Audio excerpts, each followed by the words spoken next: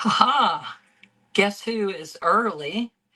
I was just over at the TikTok hmm with City Girl Gone Mom, my friend Danny Schaefer, who actually married a fellow from Wilmington and they live in California.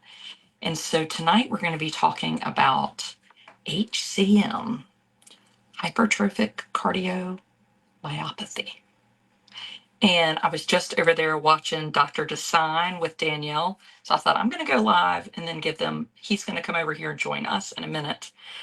Today's session was developed by MedIQ through an educational grant from Bristol Myers Squibb. I'm just really appreciative, love MedIQ campaigns, and super excited to talk about something that I think we actually all know about, but we don't really know any details.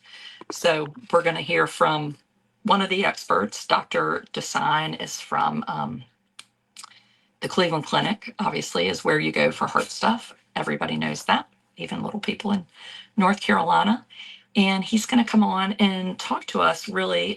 We're going to be kind of talking about how this silent heart disease affects young people.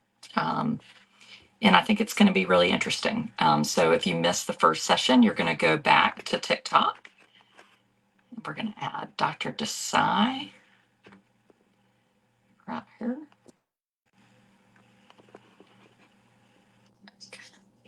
Hello. Hi, how are you? I'm good. I'm so shocked. Everything's working. You've been on TikTok. I mean, you're really an up and coming physician. Trust me, I'm more shocked than you are that it's working. Listen, I guess I'm the old person in the group. I'm on Facebook. It's a safe place for me. TikTok, I'm like, I don't know what they do over there. Oh, trust me, I don't know how. Yeah, it's better to stick to cardiology as best as I can tell. Yes, well, you do that, and I'll just stick to Facebook, and then we'll both be experts in our own territory. But thank you tonight. I just was over on TikTok listening to your discussion with Danielle and super excited to have you here talking about HCM with me. And then after this, you're going to move over to the Black Doctor on Instagram, he's awesome. And so we'll hope people will just follow each session. So go see Dr. Hack and Dr. Desai next on Instagram at the Black Doctor. But this morning or this afternoon, Dr. Desai, I was telling them, I said, okay, you're at the Cleveland Clinic, you're an expert. HCM is something that I had never even heard that term before. But then when it was described as the silent heart disease that impacts younger adults, I was like, I know what that is. So tell us a little bit about what you just went over with Danielle for people that didn't see it. So, in short, hypertrophic cardiomyopathy. I'm going to break down the words. Hypertrophic means thickening, cardio, heart, myo, muscle, pathy, badness. It is unexplained badness that results in extreme thickening of the heart muscle, which could go undetected for a while, a vast majority of people, or it could be misdiagnosed, or it could result in symptoms that could be as simple as a simple murmur, heart murmur, or I cannot keep up with my friends because I am a bit short of breath. Patient could have angina, palpitations, arrhythmias. Arrhythmia is a bad heart rhythm that can make you pass out. And then in some cases, it can result in heart failure, congestive heart failure, where your heart function goes down, you fill up with fluid, and in a rare occasion, it can result in sudden cardiac death because of bad arrhythmias. In a small proportion of patients, I forgot to mention earlier, your heart may fail to a point where we may need to do a heart transplant in you. Mm. So why is this such a concern with young athletes? Because I guess in my mind, I think, well, young athletes are healthy. Why is this such a concern with them? I mean, because it for the simple reason it makes a lot more sense. No, it it makes a lot more news in these athletes. So it is the most common cause of sudden cardiac death in young athletes because by definition they are overexerting. They are pushing the boundaries of their physical activity, and in a state of adrenergic drive, if they really have this disease, then they're putting themselves at significant risk for a cardiac arrhythmia. Or if the heart muscle is thickened, a bunch of these, about two-thirds of these patients could also have obstruction of the flow of blood, so they may not be able to keep up, and that's how you diagnose them. But the vast majority of the patients, because you hear in athletes, is because of sudden cardiac death. Okay.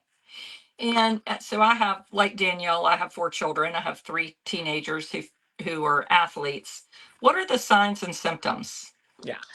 So the most common sign and symptoms are, I look at it in a pyramid way, is the simple is most of them will be, they may be short of breath, or we often hear, I was never able to keep up with my friends in Mm, class, in gym class, or my doctor told me I had a heart murmur that I will eventually grow out of. Then, people are overtly short of breath. They cannot exert themselves, or they have angina, chest pain anytime they try to do something. Then, if patients may have a lot of palpitations, arrhythmias are very common. There's something called atrial fibrillation is not uncommon. So, if there's arrhythmias, not enough blood is going out, so patients may get dizzy. If the dizziness gets out of control, if the arrhythmia lasts a long time, you may pass out. And if that even persists, then that may result in sudden cardiac death. Some people, the heart muscle is thick and stiff and does not relax well, and they develop congestive heart failure, where fluid backs up into the lungs and the lower legs to a point where they may end up needing transplant. That's the congestive heart failure group. So the symptoms can be I just described an entire textbook of cardiology worth of symptoms. And right. patients could have any one of these. So you have to try and figure out a needle in a haystack here. Mm. Well, and there are lots of questions being asked. And once we get through my questions, I'm kind of jotting down some of your questions. So hopefully we'll get to some of those. So how do you diagnose HCM? Let's say my child short of breath. I'm concerned. What do I do now? So the simplest, I think the simplest is, if you have a family member with HCM, then, as part of screening of the first degree relatives, you will actively look for things and find out. But let's say you are just a standard kid or standard adult showing up, shortness of breath. Obviously, the first thing we are going to do is electrocardiogram and EKG to look for it. Echocardiogram, so the sonogram of the heart, ultrasound of the heart, is basically something that we would always do. That not only makes the diagnosis of the thickening of the heart muscle, but it also helps ascertain how stiff the heart is, and also importantly, it helps us define two types of HCM. One is obstructive HCM, where there's obstruction to the flow of blood into the heart, into the rest of the body. And the other is non obstructive HCM. Obstructive is more common, about two-thirds, and non obstructive is less common, in about one-third. Then the next step, if not only if, but nowadays, what we would also do is something called a cardiac MRI, where we are looking at precise wall thickness, but also scar formation within the heart, because scar formation can result in increased risk of sudden cardiac death. Many cases, if they have chest pain, or if we think there's coronary blockage or coronary artery disease associated, we may do a coronary CAT scan of your heart. We additionally risk stratify by doing arrhythmia monitoring, where we put a patch on the heart, on the chest, to look for what the heart rhythm is. And last but not the least, we would do blood tests, a genetic test, which also identifies some genetic mutations that these patients could have. Now, this is the one of the most studied genetic diseases that we know of. But even here, about out of 100 patients we would do blood tests on, only about 40% have a genetic mutation. So that suggests we do need imaging and blood tests, because we still have a lot of evolution and science to do. So when you say 40%, we know it's genetic, which is sort of news to me, but I guess not news when we think about, you hear stories, at least in my, particularly my husband's family, of the different people died of heart things young, right? So that kind of sends this signal. So what do you do if those people are long gone and you don't know if they had HCM? How important is this family history to a diagnosis? Yeah, I think, look, at the end of the day, uh, it is important to delve into family history. But, if you don't know, you don't know. But, I often dig deep. A lot of times patients will come and say, my grandpa died on the field. He was 30 years old and he was told he had a heart attack. You know, Chances are he probably did not have a heart attack. He had something inherited like HCM or some other diseases which took him or her. If you have autopsy results, so be it. But look, Adrian, I am a fairly pragmatic person. I don't lose sleep over things that are not under my control. That's where precise imaging, with echo, with MRI. I forgot to mention, additionally, we may do something called stress echo, where we do an exercise testing. We put you on a treadmill to see what happens to your functional capacity. Are you as healthy as you think? Or when you try to exercise, you get short of breath more than you realize. So we do all these precise testing to help us not only nail down the diagnosis, but ascertain how bad the diagnosis is, and more importantly, what the heck are we going to do about it? So, do you have to go?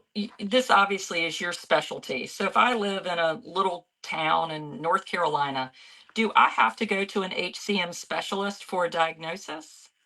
So the answer is not a black and white yes or no. I truly think this is a team sport. Okay, I think to make a conclusive diagnosis and a refined diagnosis and assessment of your risk for sudden cardiac death, need for surgery, need for advanced medications, I think it is important to seek out a center of excellence, because they have the infrastructure and the team structure to help you get to that diagnosis. But I'm also a strong believer in shared treatment. So most of my patients come to see me from outside of the metro Cleveland area, right? Right. And that means, by definition, pretty much everybody will have their own local doctor. So we work closely with the local teams, where you get managed locally, and I help set up the plan, and I periodically see you as a patient with periodic imaging and periodic testing, so that everything is run smoothly. So I think, in modern days, especially after the COVID pandemic, with telehealth becoming ubiquitous, I think this has gotten much easier to do, where you can have an imaging study done locally, send it to me. I look at it. It's a good quality study. I say, life is good. Let's carry on. Or if it's a bad quality study, I say, come here, or you may need to find a better program, or a better place for your imaging study. So it's not a one size fits all, but one thing is for sure, this is a team sport. I love that. That really is applicable. So, what if, let's say, I've gone to the center, I've gone to the Cleveland Clinic, and they've said, you've got HCM.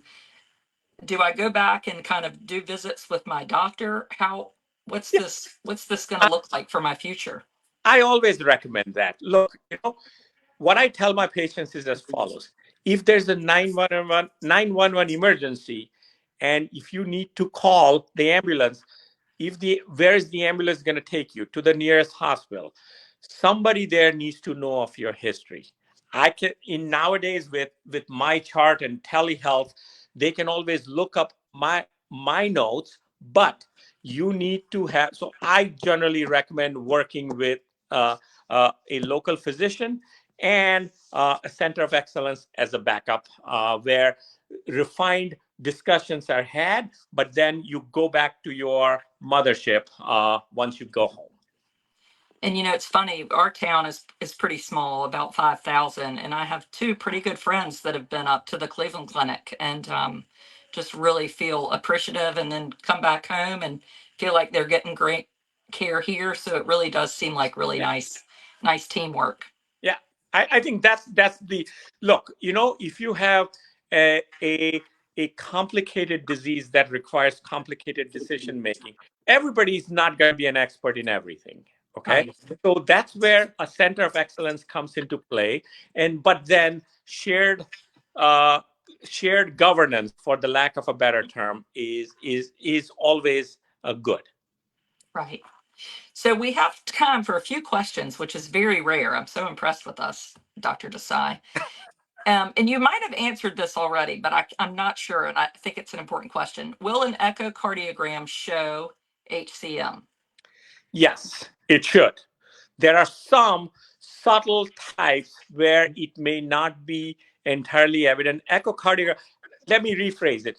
A good quality echocardiogram should be the most important test you're going to have for diagnosing HCM. The keyword is a good quality HCM, a good quality echo. But yes, a well done echo will should be diagnostic for HCM. Um, thank you.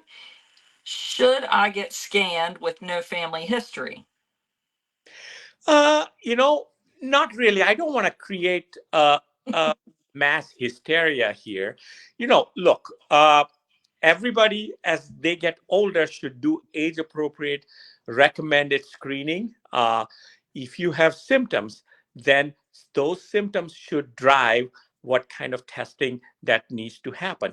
If you have family history, that should then drive some preemptive testing, depending upon what that family history is. But it should, look, I don't want your entire town in North Carolina going to the primary care doctor He demanding does. an yeah, that's not the wisest use of resources. Right. Yes, he does not want everybody coming to him either. He might call me. Small towns, you have each other's phone numbers. Mhm. Is fainting a symptom? Yes, it could be. So could trigger fainting could trigger of the following questions. So you could, in the context of hypertrophic cardiomyopathy, you could faint because of the following reasons. You have obstruction to the flow of blood. And if you develop severe obstruction, then not enough blood is going to the brain. And if your blood pressure in the brain drops to approximately, let's say, 60 millimeters of mercury or below, then chances are you're going to faint. That's one way you could faint. The other way you could faint is you could develop something called an arrhythmia. So, fluttering in the heart. So if you develop a bad type of arrhythmia, ventricular tachyarrhythmia, ventricular tachycardia, ventricular fibrillation, then what happens is the heart is fluttering, not contracting. And when it's fluttering, blood is not going again to the brain, and you may faint. So yes, if you are fainting frequently, that could look. There are simpler forms of fainting, also something called vasovagal syncope. If you are in a boot camp, hot, humid place, you may faint. That is a benign form, but if you are frequently fainting, that could you should suspect something serious and certainly be checked out. Even if it is something benign like vasovagal syncope, if you are doing that frequently, at the very least, you need to be checked out to be reassured that that's what it is. What about people that are in great health but have, some genetic history, but they're doing great? Do they need to get checked? Yes, if you are gene positive with hypertrophic cardiomyopathy, then you should have periodic screening. Typically, we would do an EKG and an echocardiogram. And if everything looks hunky dory, everything at a experience center, everything looks nice, then we would say come back in 3 to 5 years for a follow-up scan. Follow-up. Okay. Right. What about PVCs? Yeah, PVCs. So PVC, the full form is premature ventricular contraction. So, everybody, all of us have some amount of PVCs. That's where you are doing something and you say, "Oh, my heart skipped a beat." That's essentially what it is. If they, I mean, if you're having a lot of those PVCs, and we can quantify on something called a Holter monitor or a Zio patch, or like a patch you wear on your skin on the chest. If you're having an awful lot of those, if you're having them in succession, like 30 beats at a time, then those could be potentially 30 beats at a time, or really fast. Then they could suggest something more sinister, and they should be checked out. But if you are having occasionally here and there, then not a whole lot to worry about. But every HCM patient, we do at least once a year arrhythmia monitoring. So we have you wear a Holter monitor or a patch to look for these arrhythmias, PVCs being the most common. Well, thank you so much. This was so informative. And now we're going to move with Dr. Design. He's going to get over to talk to Dr. Hack on Instagram at the Black Doctor. And if you've missed any of these, they're going to all be on MedIQ's Facebook page. And again, we're just really appreciative for MedIQ and thankful for them sponsoring this session, which was supported by an educational grant from Bristol Myers Squibb. And nice to talk to you. And I'll see you on Instagram. Thank you. Thank you. Good night. Bye.